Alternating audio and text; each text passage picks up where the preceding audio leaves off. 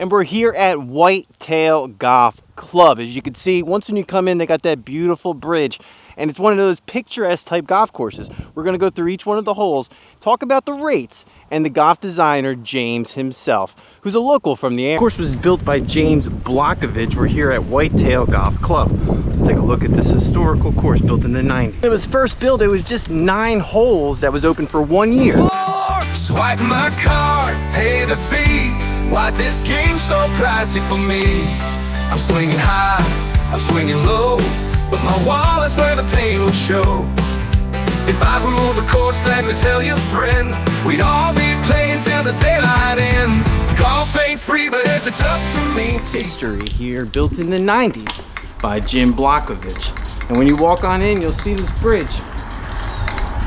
What do you say? What do you know? When it was completed, this was the golf course to play. And I can make the argument this is still a great golf course to play. It's a 4.3 with about 220 Google reviews. When you walk on in, it's got that fun characteristics of a local owned golf course.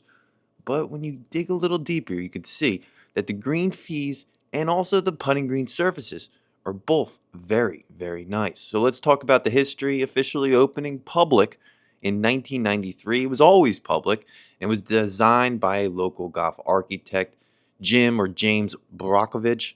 Now, the location of this golf course, well, it's situated on a property by the name of Klein's Grove property, offering scenic views, including a look over the town of Bath. Now, James designed this so that it incorporated the natural rolling landscape and terrain.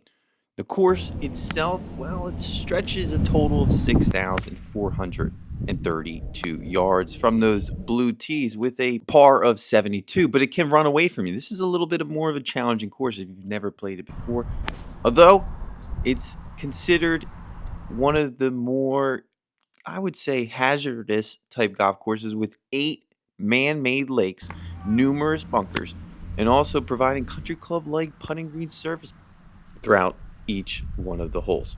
Overall, I enjoyed my round out here playing a quick 9 holes. They have 9 holes in 18-hole rates, and it does drop down significantly if you just wanted to sneak out and play 9. It was like $20 or $25, very affordable. When you come on in, you can't miss this cool bridge just for golf carts to go through, and I thought that was a nice fun characteristic about the golf course, that when you come on in, it's very memorable. You know you played this golf course based on that bridge. It seems like it's an old bridge, but it can't be too old, being probably built in 1992, right before the course opened in 1993. You can see these putting green surfaces. There's nothing to miss here. And there's multiple lakes throughout the golf course. They don't really play that much of a factor as long as you can get the ball off the tee on some of these holes. And they're for the irrigation system here. So it's just pumping it and feeding this golf course and keeping it still bright and vibrant, even as we move into November. This is the November time frame. You could see the leaves changing, but the course itself in pretty good shape.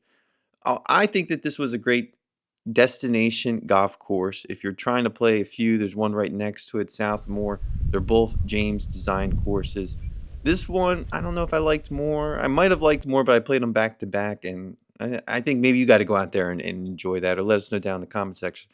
Outside of that, the course itself still is maintained. They have frost delays, and it's maintained in a way where customer service is key. You can tell when you get there, they're very nice to you. They're willing to talk to you about the history. I believe they told me it was an old potato farm, but I'm not 100% sure. Either or, it used to be an old farm, and he told me about the irrigation systems and the multiple lakes, because I could tell that there was a lot of lakes on this golf course.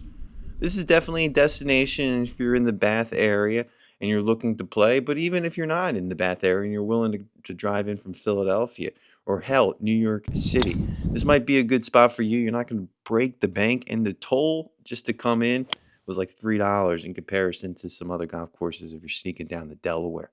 That's going to do it for this video. If you made it this far, make sure you hit that subscribe button. But more importantly, get out there, play a quick 9 holes at your local municipality course. And that's going to do it for our video. Keep a lookout for more videos to come.